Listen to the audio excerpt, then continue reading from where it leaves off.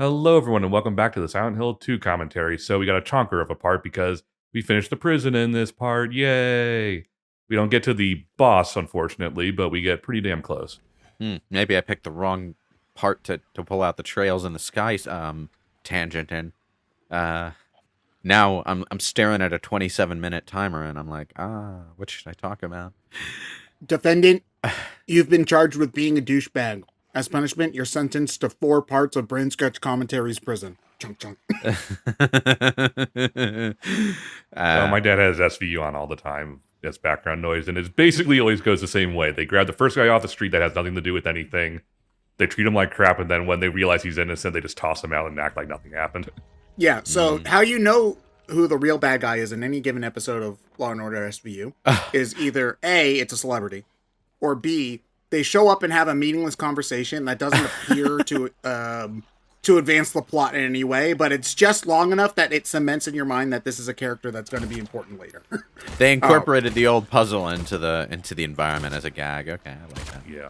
It reminds me of the graveyard puzzle with the wind crest in Resident Evil 1 remake. Or how if you use the combination of colored gems in Resident Evil 1 remake for the tiger head statue that was correct in the original game, you just end up releasing a bunch of snakes that'll bite you to death in the room. Okay, that one's mean, though. Although I guess it makes sense if you're trying to specifically dick over the player who thinks, oh, I remember this from the original. I'm not even going to do the puzzle.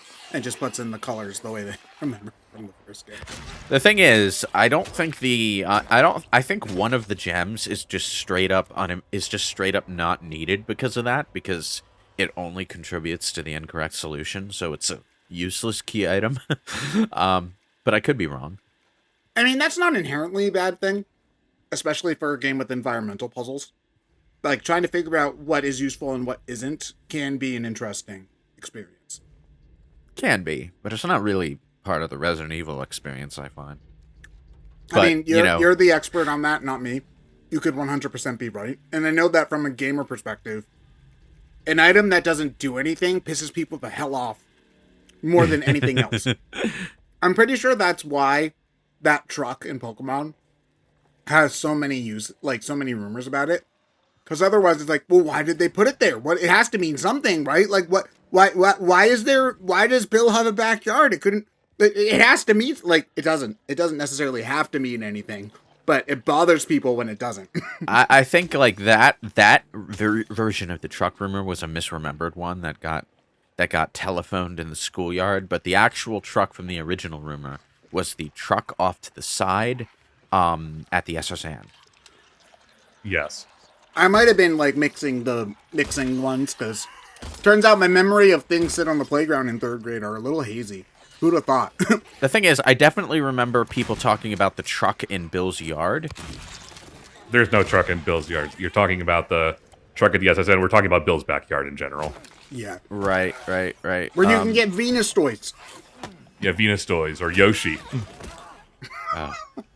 I didn't know The thing is, in the Fire Red and Leaf Green remakes, is that truck at the SS, and if you do go over there, there's a lava cookie under it, as a nod to that rumor. Yeah, so they knew. But yeah, I get it. Like, especially in, like, a game like Resident Evil, because I'm thinking of, like, a pure puzzle game, like Baba Is You. In that game, like, tons of puzzles have extraneous elements you don't need anything to do with, just as a red herring. And since that game is only about the puzzles, it makes a little bit more sense than, a game where you actually specifically have to find something. And then theoretically it's stuck in your key item box for forever. Oh, actually, here's a question I had. We were talking about remakes and how they change stuff. How different is the Resident Evil 4 remake from the original game? Substantially in places. I mean, the general flow of the game is more or less the same, but in terms of tone, it's definitely more straight-laced and serious than the original, while still retaining the element of Leon being a snarky asshole. It generally reads more as him joking to diffuse his own tension, rather than just being a nerd for the sake of it. And the antagonists are all more seriously presented than they previously were. Well, I mean, I suppose Mendez the Big Cheese was always kind of like imposing and serious, but Midget Napoleon and Sadler are definitely easier to take seriously now that they don't read like anime bad guys. The voice acting definitely had a Saturday morning cartoon villain vibe for pretty much every bad guy in the game, save for the guy who Leon was in the army with. Krauser, yeah. Yeah. I remember him being fairly, like, serious, but that's it. Fairly serious. He reads like bad fan fiction to me. I never understood Krauser. And bad fan fiction, as we all know, takes itself way too seriously.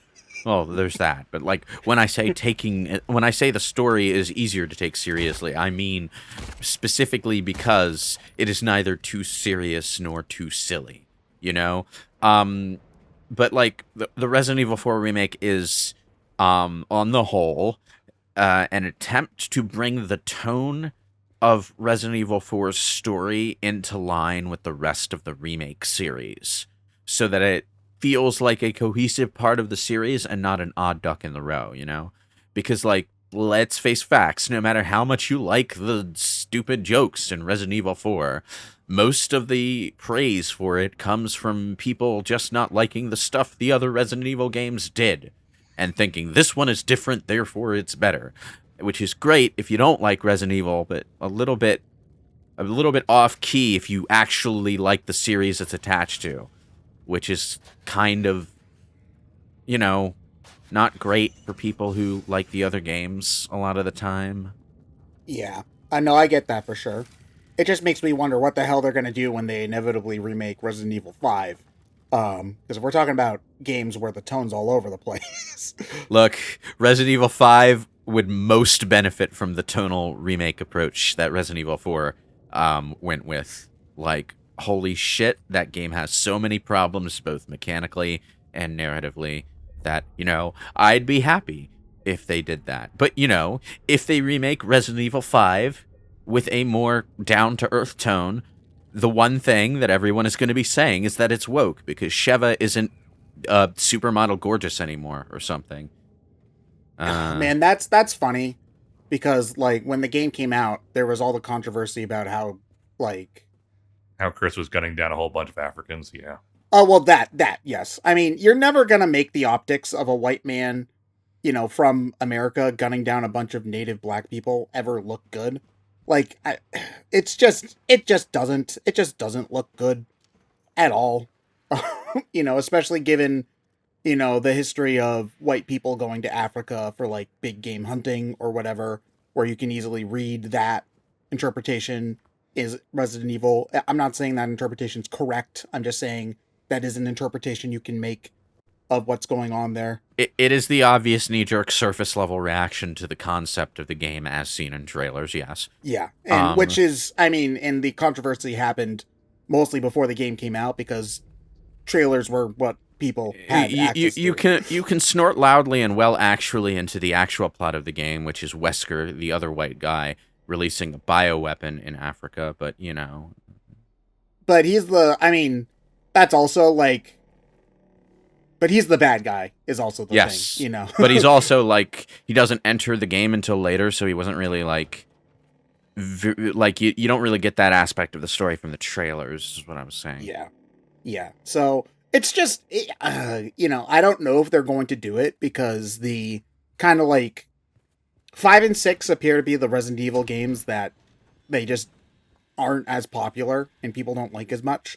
So I don't know if Capcom thinks that the juice is worth the squeeze on a Resident Evil 5 remake. But I definitely agree in that if there's a game that needs the help the most, that it probably is 5. It would be 5, Code Veronica, and 0 that need the help the most. Oh yeah, they would definitely those are the ones that are up or... next on the remake. Yeah, they would remake 0 or Code Veronica first, I feel. Yeah. Yeah. I feel like those also are just like more in line. I mean, the cynical answer is they can borrow more assets from the other remakes. to do those ones. But the other thing is that they are tonally more in line with what they're doing already, so they have less to change and completely rewrite to not make an uncomfortable mess. But like, what were we originally on when we were talking about Resident Evil 4 Remake? So we because this game and how it's different, in a lot of ways. Like, I know that Resident Evil 4 again is not really a pure horror game as some would see it, but it does rely on a lot of the same elements of surprise. So I was mostly just wondering, is it just... I was thinking that gameplay-wise, if they were going to make something closer beat to beat, it would be Resident Evil 4 versus the other elements in the series. The other games in the series, excuse me. Because I know 2 and 3 especially changed a lot in how the games flew? Well, for all that I say Resident Evil 4 is a more straight-laced version of the same story, it's also more of an action game than the original Resident Evil 4. Yeah. Oh, wait, so the new version's more of an action game than the original Resident Evil 4? Wow. Honestly, I was not expecting that. I mean, I guess they wanted to lean into the game's strengths. Maybe. It's like, they say, like, the thing is, Resident Evil 4, despite being way more silly woohoo action than previous Resident Evil games, the mechanics were still very stiff in the Resident Evil, tradition. You're still completely tank controlled. The camera's just behind you now, so you have to stop and swivel in place and line up your shot and fire. It's very tense and fast-paced in the sense that you have like a million enemies coming after you, and enemies drop ammo, so you definitely want to beat them. But like, it's still pretty restrictive in how you go about it. The Resident Evil 4 Remake is not as loose and flexible as Resident Evil 6, for example, which lets you go into a slide while firing a machine gun at the enemy and then jump up and suplex them. But it's Wait, are you serious? You can do that in Resident Evil 6? You can do stuff like that in Resident Evil 6. I'm not exactly sure if the exact configuration of actions I described is possible, but you can do stuff that feels like that, yeah.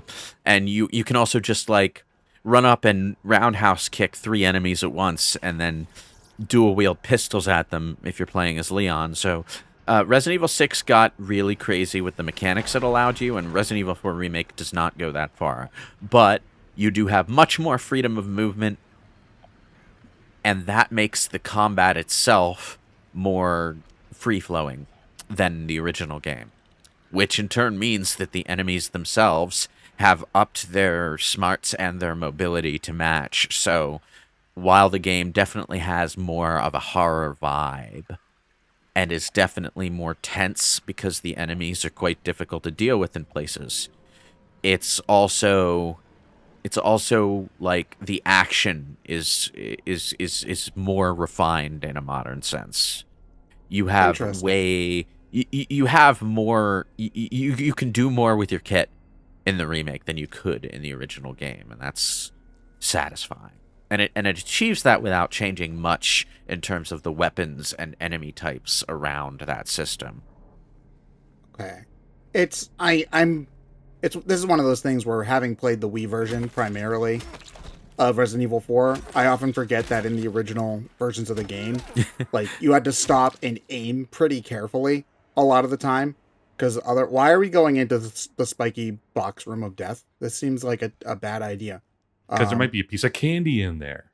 No, I don't want to eat Rusty Spike candy. And I'm good. Thanks. You're giving me flashbacks to the Great Wall level from Tomb Raider 2, where they just plop a trophy down on the floor for you to collect in the middle of a gauntlet that you're in the middle of a timed gauntlet with like crusher walls and stuff that you need to run pell-mell through in order to make it in time. But no, right in the middle there's a trophy that you need to pick up for completion, so you need to stop, and when you pick up an item, it's not like you just get the item in your inventory. No, Laura has to stop and slowly bend down and pick the item up and put it in her bag, and then you can move again.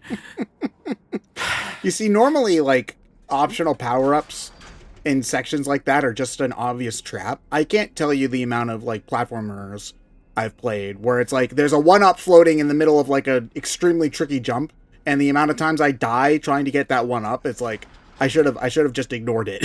Well, I mean, they do that in the same section too, which makes it more infuriating. There's some ammo you can try to pick up while running from the traps, but if you try to pick it up, you will die. It's not even an if you can do it fast enough situation. It's literally just a trap. But it's made all like Tomb Raider 2 is basically the Lost Levels in that it kind of assumes you just got finished playing the first game and are still at the top of your Tomb Raider A game, so it gave you like the level after the final level. And can we stop doing that, game developers, please? Like, I mean, I get the appeal of making a game harder than a previous game, and like having some variance in difficulty throughout your series is a good thing, granted. But like, if you're starting a new game, maybe you haven't played this series in 5 years. You know, maybe you shouldn't assume that, you know, when you're playing World 1 of Mario Lost Levels, that somebody should be able to comfortably beat World 6 of the original Super Mario Brothers, because no, maybe they haven't played in a little while. Or what are you talking about? It was the 80s. We only had one game every 2 months. That is true, yeah. Or to out myself so that people in the comments can call me terrible at video games. Maybe, you know, instead of, you know, in your previous game where you started taking double damage from bosses at like the 75% point, maybe don't put bosses that do double damage at the 15% point of your video game, Hollow Knight Silksong, huh? Maybe like have a small bit of pity for your player every once in a while. Maybe, you know, not make me pay for every goddamn thing to just... Oh, God. Sorry. Silksong's pissing me off. I know, get good. I'm bad at games, blah, blah, blah. It's less the difficulty for me. It's more just the runbacks are annoying in that game. Yeah, the benches are always forever from where you're supposed to go, too, is the other thing. And so it's like, okay, you need to get your... And you also can't get your money back often without, like, going into the boss arena where you died. So it's like, okay, you can't just get your money and then leave. God, I'm gonna stop because people are just gonna say, "Oh, you're just bad at video." Yeah, maybe I am bad at video games, but I play video games to have fun, not to like prove my superiority or run into a wall just to prove that I can knock it down with my bare face. Like, maybe yes, I can do that, but I also want to have my teeth still in my skull by the end of this whole thing, you know? Of course, at least I doubt Silksong committed the other sin that Tomb Raider 2 did, which was a game design element that is just punishing no matter how good you are. In Tomb Raider's case, it was enemies with guns, which were always a rare thing in Tomb Raider 1, because enemies with guns fucking suck. Because, like, they have hit scan, so they just have to look at you and you take damage. Yeah, so yeah, that's not a problem in Silksong. Like that, this is the thing that's frustrating about that kind of game. About that game for me specifically is that it's not that any one thing is particularly unfair. Like, yes, even if the bosses all do double damage, I can, you know, there's nothing that like will come out and hit you out of nowhere. There's always a tell for the attack, whatnot. It's just like, okay, that's fine, but it's also like, does it have to be so goddamn picky? You know, can you give me a break every once in a while? That would be nice. More damage per hit means less room for error, which means it's harder to get back into the game if you've been away from Hollow Knight for a long time. They also, like, change stuff that's weird. Like, the way healing works is that in Hollow Knight you could heal 1 heart at a time, but it took longer. And in Silksong, you heal 3 hearts at a time all the time. So that means that you're incentivized to let yourself get lower in health so you get max value out of healing. But, turns out that if you're low on health, if you mistime that healing, then you're fucking dead.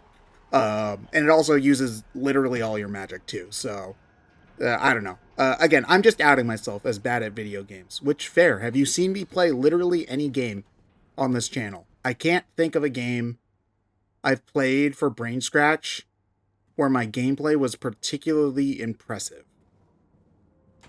Like, at all, actually. You're usually pretty good at Pokemon stuff, but that's pretty simple. Oh no, not if you read the comments. Wow, Ted, I can't believe you didn't do XYZ. Man, you suck. You're the worst gamer of all time. So I'm going to take a wild guess that we're in the nightmare world right now. Nope. Well, maybe. I'm not entirely sure. Isn't that supposed to be the point that you can't entirely tell when you're in the nightmare world or the real world? Well, I guess more accurately, you can't tell when the threshold is where you've stepped over. A lot of the time. Because there were definitely points in the last dungeon where it's just you had the creepy radio show. That's definitely the nightmare world. But we've been in this dungeon for a while. I don't know if I've seen anything that would definitively be considered a I was asking because of the spiked wall cells, which are just wow. That's wow. I think it's supposed to be a contrast between the padded room that you would normally see in that we saw in the hospital, actually. Although when I'm thinking about something extremely harsh in a prison environment, it's mostly a solitary confinement kind of situation. This took you a while. This took me a while, yes. Oh, jeez.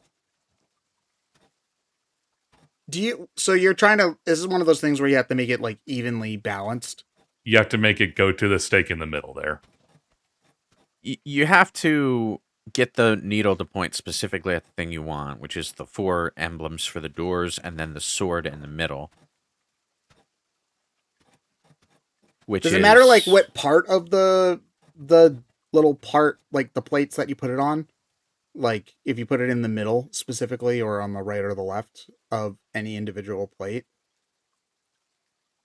It should be easy enough to get it to be completely even just by taking all of the weights off. But it's not, which means one of the plates is slightly heavier than the other. Oh, no, you almost had it, Ryan, no! You can't yell it past me. Past me can't hear you. Oh, you're right. The right one is slightly lighter than the left one. There we go. Oh, hey, we got a new stick. Now the stick is used for a puzzle. Oh, you're telling me I can't whack people with that stick? This is a reading puzzle, so again, I speed it up because you don't want to see me slowly read everything and try to answer. You don't actually need to do this. If you know what it is, you can just, if you know which one is the innocent person based on the first plaque, you can just go to that one and choose it. Oh, this is one of those liars games where you have to figure out which one is the one that's not lying. You have to figure out who's innocent out of all of them, yeah. Okay. So you need to figure out which parts of the riddle go with other parts of the riddle and then solve the riddle, huh? Man, I wish that reading games were better commentary material. There's so many visual novel and similar type of stuff that I would love to do for the channel. There's a lot of reading heavy games that I would love to do if I thought they could actually be done in our format, yeah. So what stops you from just examining every noose until you can if you want. The thing is, if you choose wrong, you go to a room with enemies and you have to kill them before you can leave. Oh, okay. All right. So that's what stops you from just choosing nooses at random. I mean, you could just choose randomly and get lucky and all that. But that reminds me of a combination puzzle you have to do in Tomb Raider 4. I think it's 4. It's the Egypt one. Where you have to find the combination in the environment, right? I think you have to look up a window or something, and it's up in the ceiling through the window. But you can try to brute force the puzzle, but if you do, a door opens, right? And you don't necessarily know until you go through that door that it's the wrong way to go, and it leads to a trap gauntlet, and you have to get to the end of the trap gauntlet and hit the lever at the end of the trap gauntlet and then go back to reset the puzzle. So you have to go through the gauntlet if you get it wrong every time. It's a massive time-wasting piece of nonsense that's there to punish you for trying to brute force the puzzle. Does doing this contribute to the knife ending you guys were talking about at all? No. Okay. To get the knife ending, you have to examine the knife a few times to build up points, and then just leave James at low health. Okay. The reason why I ask is the obvious suicidal tendency symbolism, goes pretty hard when he's literally looking at nooses. So, although I suppose it could be more execution-y themed because this is literally a prison. Given that it's a prison, yes, I was gonna say it's like way more obviously more of a self-loathing symbolism rather than suicide exactly. Obviously in this case the two themes are linked psychologically in James's mind, but here it's more about guilt than about suicide. Yeah, it's hard for us as people in our modern context to de-link hanging with suicide, but back in the day hanging had an extremely strong correlation with a punishment of some sort. So it's one of those things where our modern context messes with. Well, I would argue it still kind of does, because it's still highly visible in pop culture in that context. That's true, yeah, but it's one of those things where we don't hang people in public anymore as a punishment. But we're still aware of that as an antiquated idea, is what I'm saying. So, you know what, this reminds me of something. It was an Avengers storyline. I don't remember what was going on, but basically the teenager characters were pissed off at the Avengers. So there's a comic cover of Miss Marvel burning her Avengers ID card or something like that, which is supposed to reference, and it's shot on the way to reference a famous picture of a teen in the Vietnam War burning his draft card, which is okay, that's definitely a powerful symbol, but the modern context is a little bit lost because only nerds like me are familiar with that kind of shit, and the burning your draft card imagery doesn't work when we haven't had a conscripted war in over 50 years, So I don't know. It's just I find this stuff fascinating. Maybe again, I'm a nerd, so there's that. But this is again, we're all I think nerds a game. Here. Yeah, true, yes, but this is a game I think even though I haven't played it, I would love to watch a 3-hour YouTube essay on it. There are lots of icebergs explained for Silent Hill too, so just search it up on YouTube and you'll be fine. Dude, I will eat that shit up. But that's the end of this part, so I'll see you in the next one. Later.